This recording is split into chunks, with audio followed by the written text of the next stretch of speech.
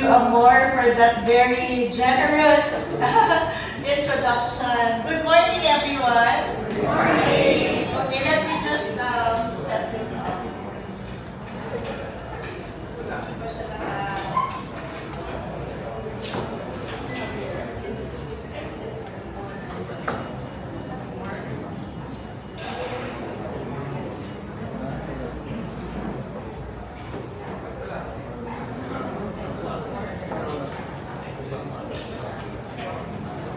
Can someone help me?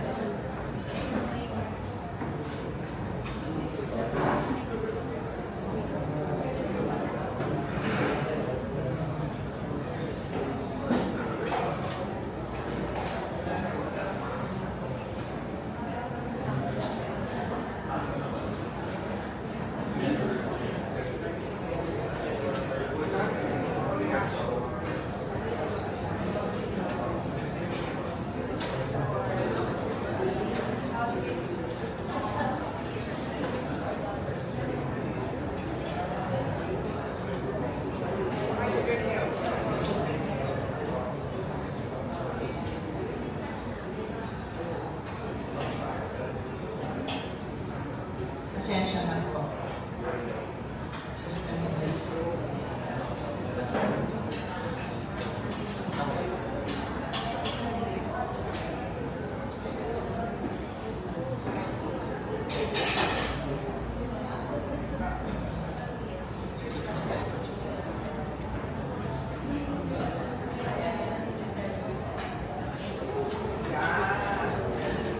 There you go. Thank you for your patience. Let me now open my presentation.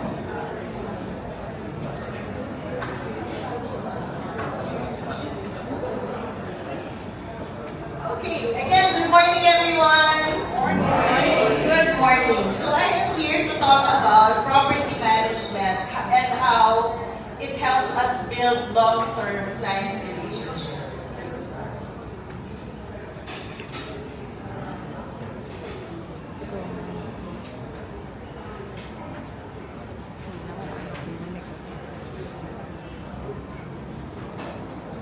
Okay, I want to start off by talking about what is an investment before I proceed to the main topic. We are all aware that investment is when we use our money, put it in an asset or a platform where we end up generating income or increasing the asset value over time. So gusto natin yan, di ba? So it's your excess money, you invest it in a platform or an asset, and then you let the money grow so that you build more wealth for the future. So that's an investment.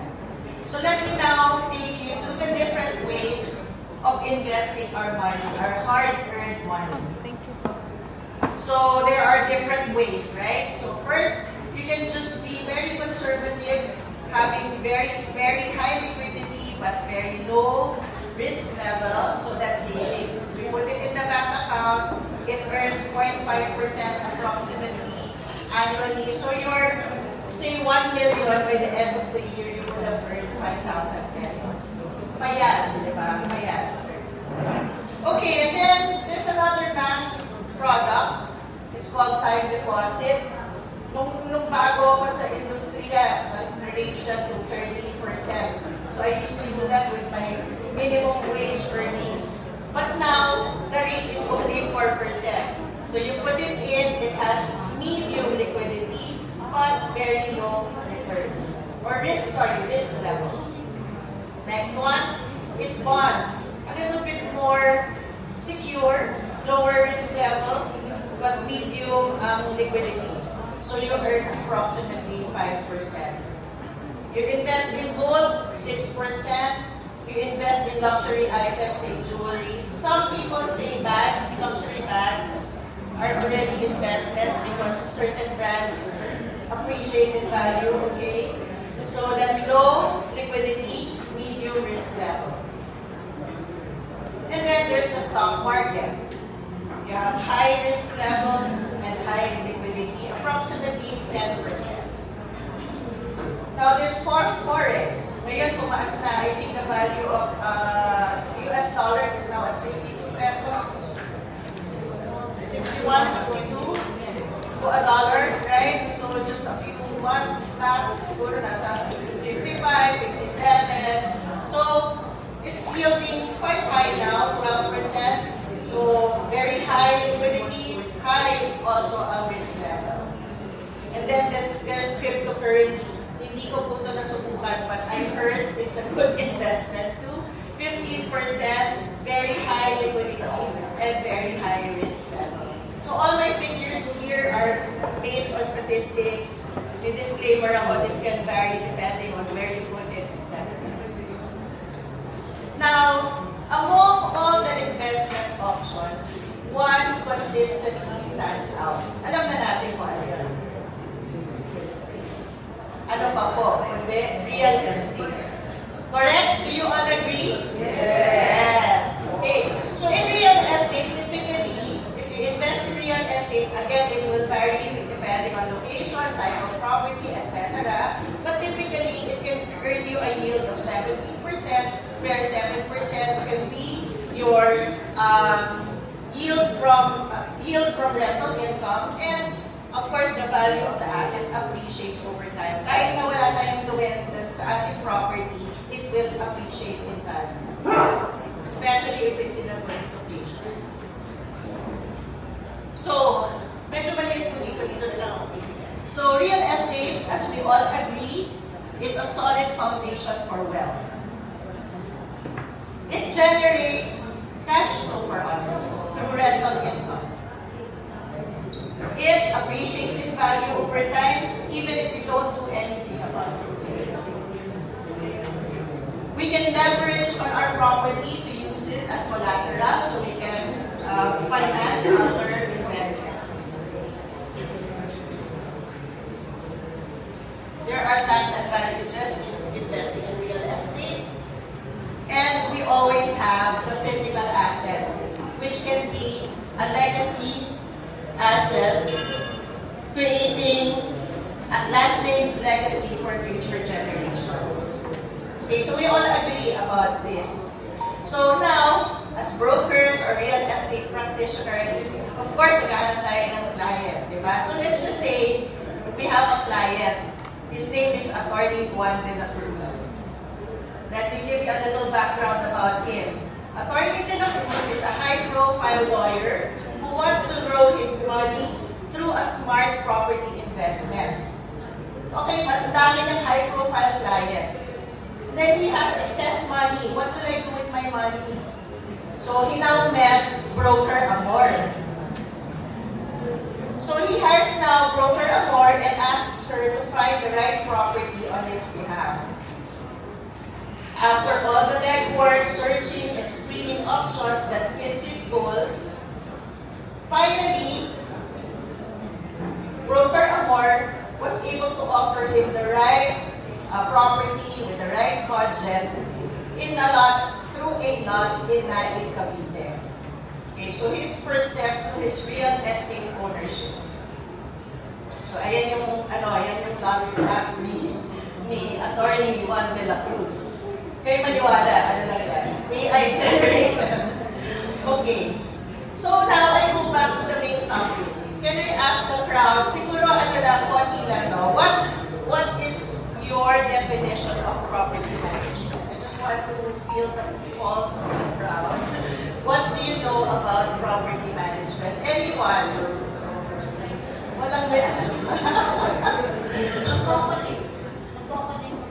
Nagko-collect ng shoes. Okay. Correct. Ano pa po? Property maintenance, correct. Ano pa po? Taking care of the customers. Correct. Anyone else? Maybe two more. Taking care of customers. Ano pa po? Pay the taxes. Yes. One last. Taking care of the property. Okay, the physical property. Okay, correct. Okay, so perfect score for everybody. Lahat po yan tama. Lahat po ng sagot nyo is correct.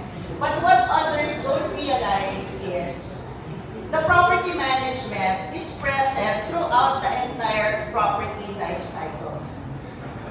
Okay, so remember, Ms. Attorney Juan de la Cruz already bought the property and napaka-efficient ni broker Apor na transfer niya agad, malinis na malinis, he fully owns now the property. So let me talk about the property cycle. Ano ngayon ang gagawin ni Attorney de la Cruz dun sa property niya, lote sa Naik Cavite?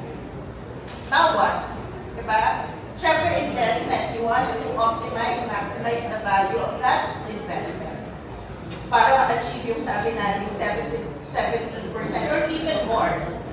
Okay, so we start with planning and development. This is the first stage.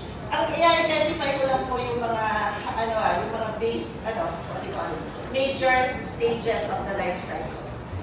Kasi I'm sure marami pa kayong maiisip na sanga-sanga in between, but let me just go over the major ones. So planning and development, marketing, sales and leasing, operations and maintenance, value enhancement or renovation, and the eventual disposition or sale and redevelopment of the property.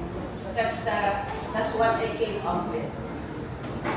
So let me start with the planning and development. So now that Attorney de la Cruz has a lot, he now has to know, what do I do with this lot? It's an idle property right now. So he will probably hire one of the licensed real estate consultant, ask his or her help to prepare the highest and best use study.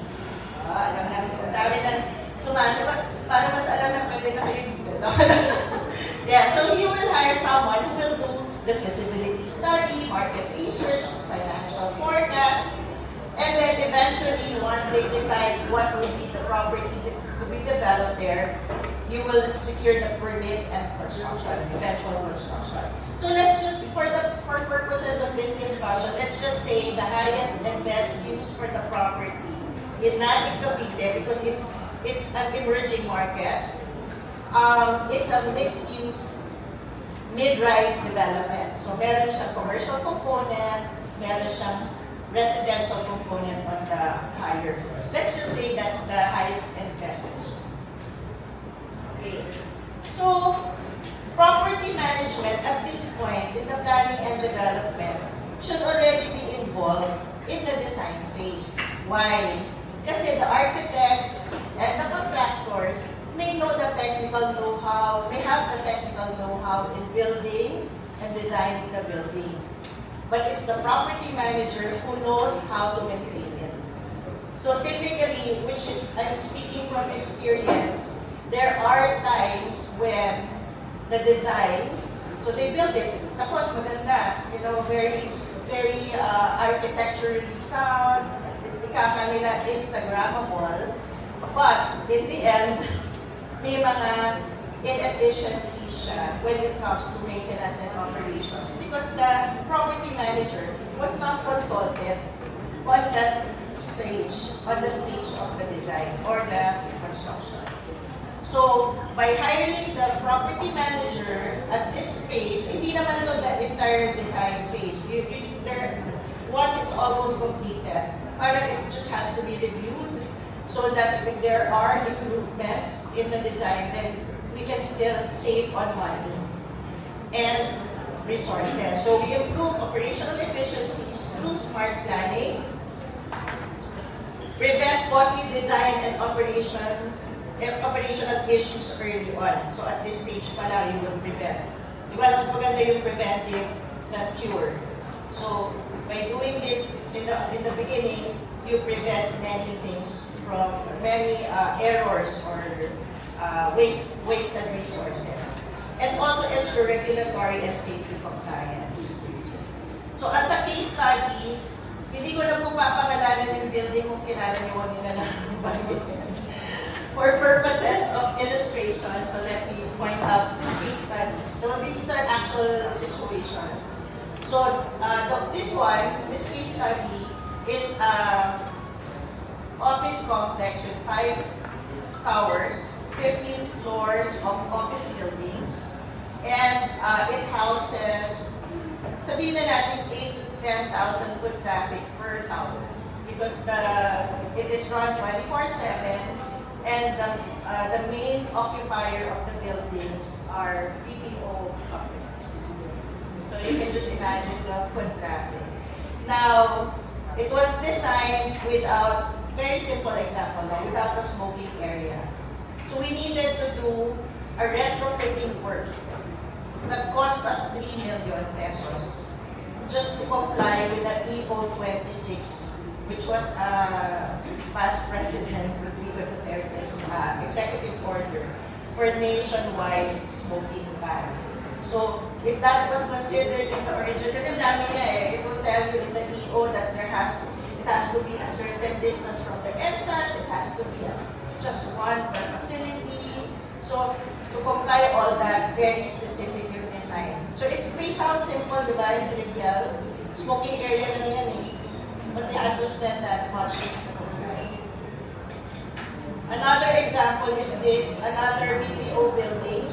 2 towers siya, 15 floors each. At that point, it was 90% occupied. And also predominantly occupied by BPOs. So genset or redundancy in power supply is very critical to their operations. Now, I think 3 years into our operations, nagkaroon ng problema yung genset namin. And what we realized was that the genset system installed in the building was meant for ships, not for buildings. Yes, so anyway, long story, you can just imagine ang dami naming management discussions around this. So, ano yung repercussion nito? There was 6 months of downtime. We had to import the new genset. We had to rent temporarily a genset, which is nakasagabal pa sa daan because we had to put it on the road. There's no space for it. And many operational disruptions, which could have been avoided if caught during the design and construction phase. So I'm just trying to highlight the criticality of doing it in that part. So another one, medyo ano yung mga examples ko buildings, pero this applies to any kind of development. Ano lang, I just needed to make an example, but it's applicable even kung it's a house or other forms of property. So upon construction completion, so say natapos na, tayo na yung building or yung mixed-use development ni Atty. De La Cruz, there has to be a building turnover protocol. I'm sure ginagawa ito, especially the developers, right? So from the contractor, there has to be a punch listing and testing and commissioning. Ang ganda ng nod ni Ms. Sweetie dito because I'm sure you experienced this. So from the contractor, the property manager and the owner or the developer will witness a punch listing activity and testing and commissioning of all the building equipments, ensuring that everything is in order, right? And the documentation is properly handed over to the right parties. From there, saka pa lang i-hand over to the buyer. So this is where the salespeople or the brokers are involved. So ang hindi yan nakita dito is that part. You didn't witness the part where there's a punch list, then checking. Ang tagal nito, mahabang process ko. But from there on, pasok na si broker with their buyer, and then at that point, pasok tayo to do a punch list, a simple punch list of the unit na lang. Diba yung pinto na lang, nagpo-flush pa na maayos, tama ba yung flow ng tubig, and so on and so forth. That's still part of the job of the property manager. So, ang successful turnover is confidence. Kasi kung maayos yung unit, repeat customer. Diba? If you have a good product, then naturally, there's a repeat customer. Okay. Next phase is marketing, sales, and leasing. I don't need to dig into this portion too much because I'm sure you are more experts than me in the marketing, sales, and leasing. But just allow me to give a few pointers. So marketing, sales, and leasing. So there's branding, sales, leasing, and tenant acquisition. So I think the sponsors who presented earlier, yun exactly yung ginagawa. So we don't just fill spaces, we prepare experiences. So as brokers, we know that the product is the property.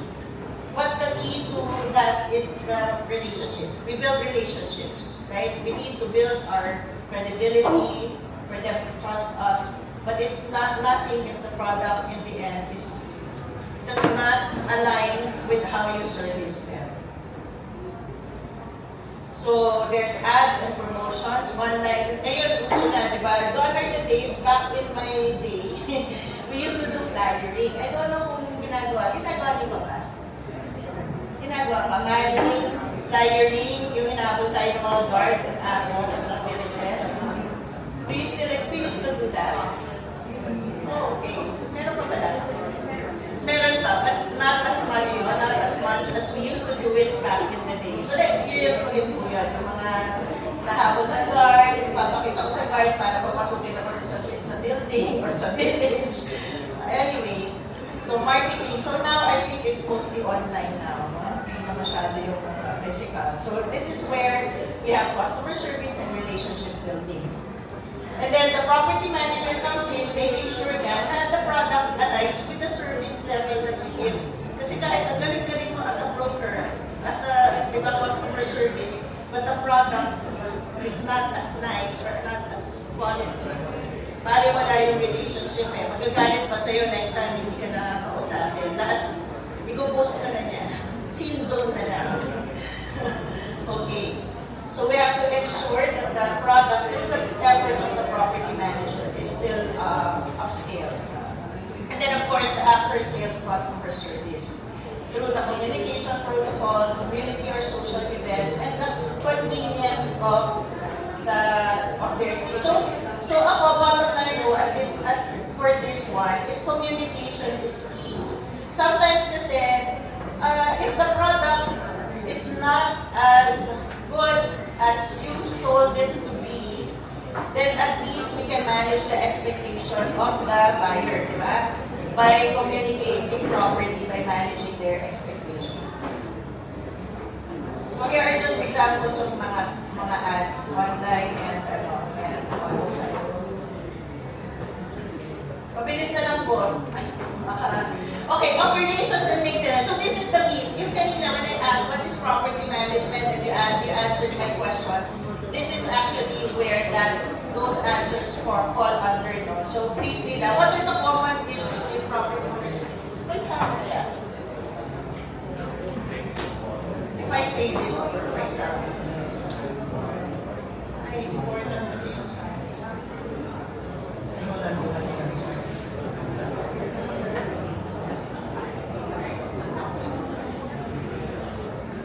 Sorry,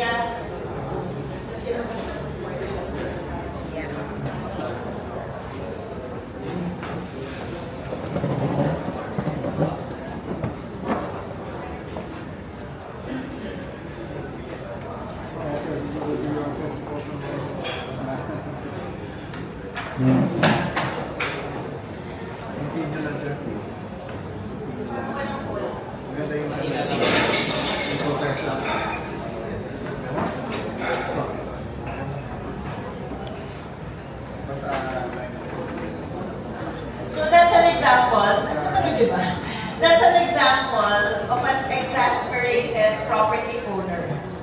The absence of a good property manager. Whether you do it personally, you do it yourself, you do it as a broker, or you outsource it to a company like ours, this is an exasperated property owner.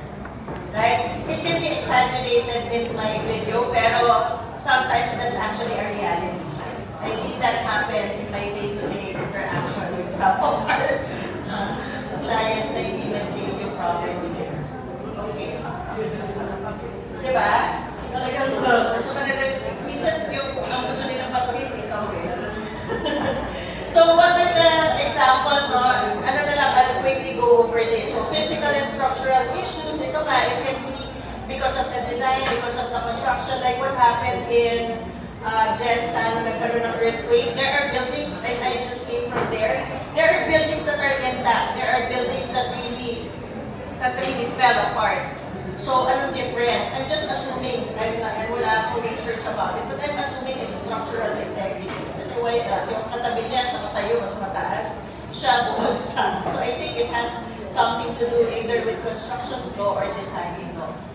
So, physical and structural issues, deteriorating infrastructure, pest infestation is another one.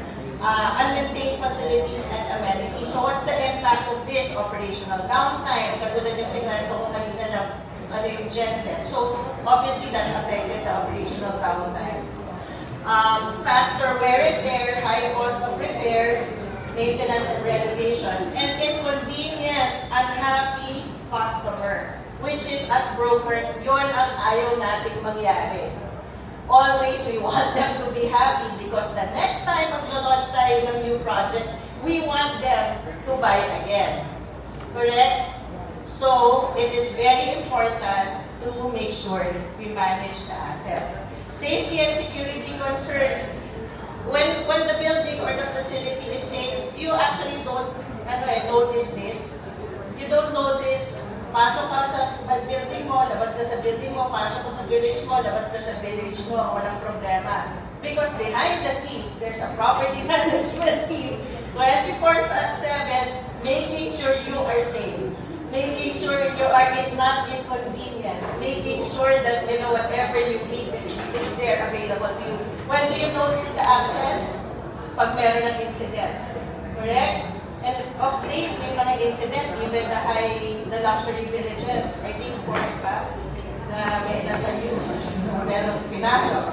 Anyway, so, the impact is endangering the occupants, no peace of mind, delay in payment of dues. Again, downside para sa ating mga sellers. Ayaw natin ito. Una, we want them to pay. And the way to hostage us, quote unquote, is by holding the payment. Usually, that's what they do. They hold the payment kasi hindi sila happy. And then, syempre, pag hindi ba yan, tayo yung mga problema. Legal and compliance is only to elaborate on this. You understand that it also will possibly cause penalties, legal penalties, or lack of trust, and again, payment of dues. Pwede i-delay na yan.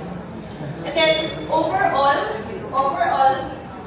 financial impact is decreased property value kasi hindi na siya maintain.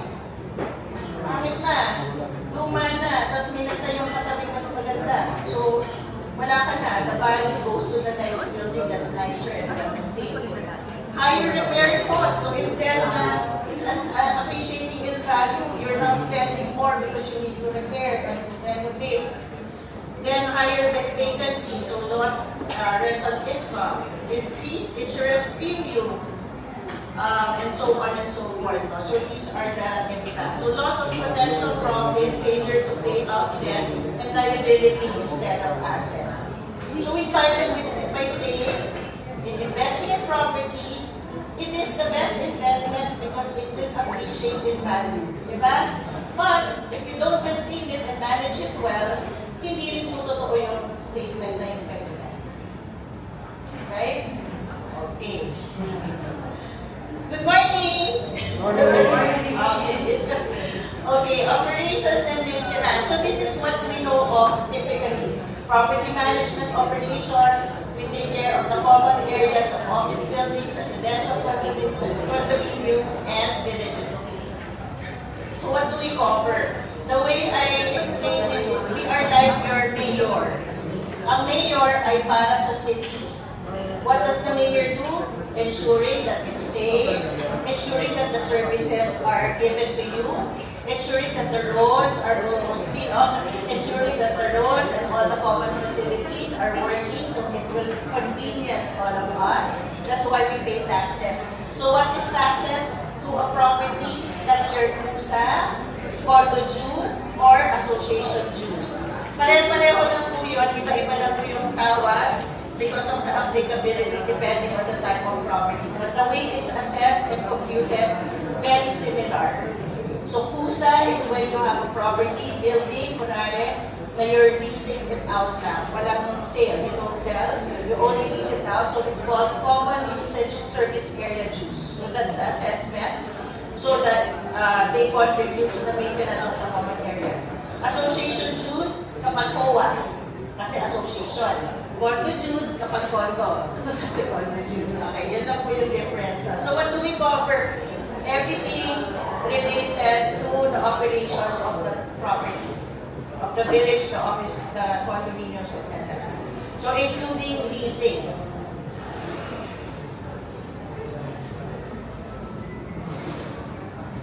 Now, there's another variation of this. Let's go back to Attorney Juan de la Cruz. For example, instead of the lot in Naing, nakabenta ulit si broker ng work. Sabi niya, okay, kumikita na tayo dyan. Eh, meron akong bago sa Shangri-La Properties. Nung nag-attend ako ng GMM namin, meron magandang property. Si Shangri-La Properties. Attorney, bili ka naman doon. May condo na yun. Iba na yun. Hindi na common area. Individual property. Eh si attorney, busy. Ano na po, excuse my French kung may tatamaan. Eh lahat ng kliyente po niya, yung mga flood control. So ang taas ng mga, ang taas ng visa, dami yan talagang pera. Pero busy din siya. Busy siya sa mga kliyente niya. Wala siyang oras para intindihin yung binili niyang property sa Shangri-La. So we have what we call property care. So this is for individual owners or portfolio owners. Yung iba kasi what they do, they buy several properties in a building. And then they rent it out or they sell it or So what is the coverage here? Yung property ni Attorney de la Cruz, hindi niya naiintindihan yan. Kasi property care, siya na yung bahala to maintain it, to deal with the help desk ng kanyang tenants, maghanap ng tenants, property manager na. We just call it property care para personal touch. Okay, so we also have that in Airbnb because of the glut in the middle market residential segment. Medyo maraming pong supply. So we have the short-term rental, which can be like Airbnb. So here's another example of property management gone bad. This is in the news, so hindi siya pa. Ay, sorry, pati ko siya. Hindi bababa sa 14 ang nasugatan matapos magkaberya sa elevator sa isang gusali sa Ayala Avenue, Makati City. Base sa investigasyon ng pulisya galing sa 52nd floor ng service elevator. Pagdating sa 47th floor, naging abnormal ang andar nito hanggang sa huminto ito sa 12th floor at saka bumulusok sa ground floor. Isinugod sa ospital ang mga biktima na karamihan ay call center agents na nagtamo ng minor injuries. Ayon sa pulisya, 28 ang sakay ng elevator. 14 dito ang dinala sa ospital. Sa pala naman ng pamunuan ng PBCOM, 32 ang sakay ng elevator at 21 ang nasugatan. Kinumpirma nilang overloaded ang elevator. Posible raw na hindi raw ito kinaya ang bigat ng mga sakay, lalo't hindi naman ito nakalaan para sa tao, kundi para sa mga delivery. Posible rin raw na may kapabayaan ang pamunuan ng gusali. Wala pang sagot riyan ang pamunuan ng PBCOM Towers. Pero tiniyak nilang sasagutin ang gasto sa ospital ng mga nasugatan. Okay, so if we do our root cause analysis for this, possible, the security, the rules and regulations in the building is not strictly implemented. extended kasi kung meron siyang loan, required loan, or it's dedicated for another purpose, then the security and the house rules of the building should say that. And the guards and the property management team should ensure it's being implemented. Kasi if it's not meant for that, talaga may prone to problems. Another possible problem is na yung preventive maintenance. No mismong elevator was not properly executed or implemented. Or, yes, dapat yan, hindi na monthly, meron yan, para lang din yung tao, may executive check-up po tayo annual, di ba? Pero meron din po tinatawag na maintenance. So if you don't do it, that is prone to happen. Something similar is prone to happen. So those are my guess that, they did not implement strictly the rules and regulations, or maybe they don't even have it. Number two is probably yung maintenance din mismo ng elevator has a problem. Baka due na rin for repair or something, hindi nila na nagawa. And just speculating, hindi yan fact.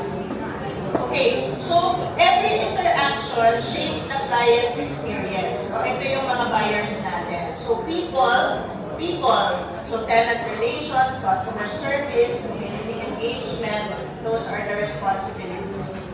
The property, we need to maintain it through engineering, maintenance, housekeeping, and security. The process, as mentioned, there has to be a clear and well-communicated process for finance, compliance, procurement, vendor management, just to name a few. And then growth. It is our responsibility as a property manager, by enhancing the value of the asset, but by maintaining it well, that it is set up for growth. Meaning, the customers are happy, so they want to stay there. Mag-iimbita pa sila ng mga friends sila to also invest in your property, in your development. Because they are very happy with their stay. Value for money, that's what they feel. Right? And overall, if all of that put together and managed well and proactively done, so you have exceptional client experience. So we are able to build trust, we are able to build long-term relationships with our customers, and in the end, we benefit the most because there will be recurring business. Kahit saan kayo mag-develop, kahit saan kayo magpunta, for the sellers who are connected with companies, if you build the trust, the confidence, and long-term relationship, wherever you go, di ba, susundan tayo ng customers natin. Value enhancement and renovation, actually, I covered this earlier. So basically, at a certain point in the life cycle of a property, talagang prone na yan for repairs, renovations, technology, like for example, ngayon uso na yung mga internet on things, di ba? Mga EV charging stations. So we also have to keep up with the times. We cannot, say na hindi, matagal ko na to ginagawa, okay lang ako, and then you're different from the rest. Mapag-iiwanan ka ng market. You also have to update yourself with the technology and use what's applicable to your own development or to your own property. Yung mga solar panel, mauso na ngayon yan and many other things. And finally, just like people, a property will have its lifespan. Typically, like in Makati, di ba, parang 50 years, after 50 years, bumabalik na yan sa Ayala and they redevelop it. But syempre, depende, case to case pa rin naman yan. It's not set in stone na dapat 50 years. But assuming your property, attorney, Juan de la Cruz built the mixed-use development, already earned so much from it, 2 years pa lang, nag-ROI na siya, and then all the money, panalo si Broker Amor kasi bili ng bili sa kanilang property dahil talaga naman yung kanyang pinita nag-appreciate in value. He was able to build wealth from his real estate investments. But at a certain point, dilapidated na siya, or it has reached its full life cycle. So there's dispositions here or redevelopment. So why is this important? Because at this point, uulit na po yung cycle. You will now again call Broker Amor and say, Broker Amor, parang na-reach na yung life cycle nitong property ko sa Naik Cavite. Either ibenta na natin to, i-develop na natin, or what have you, right? And then, repeat na yung cycle.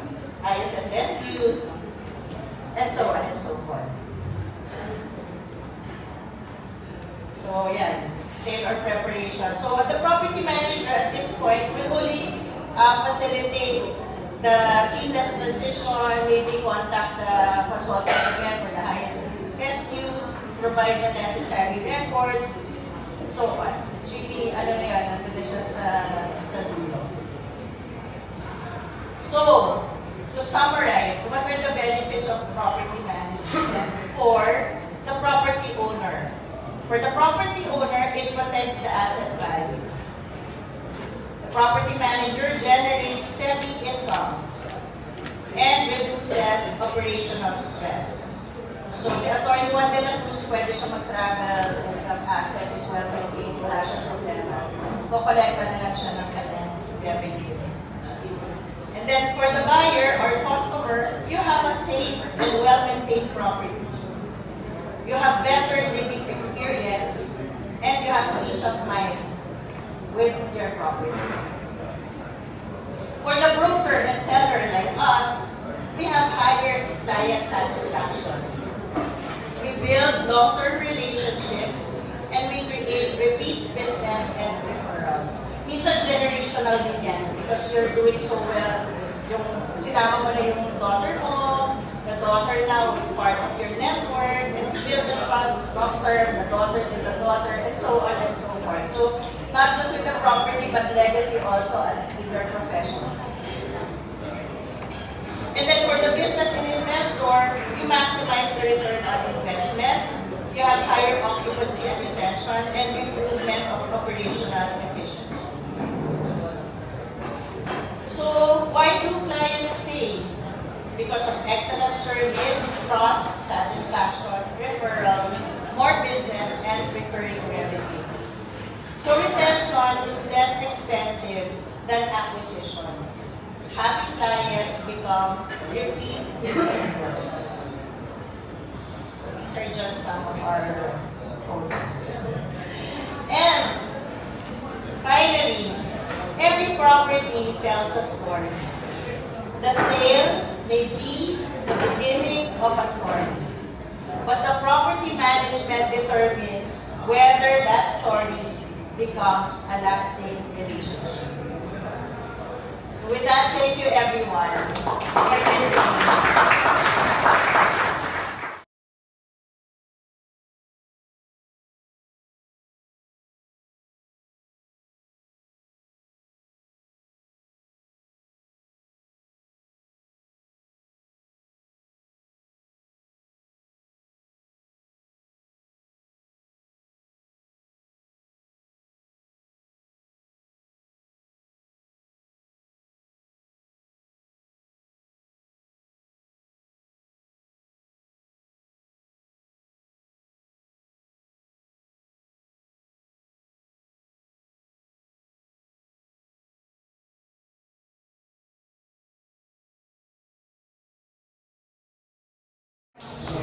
Thank you so much.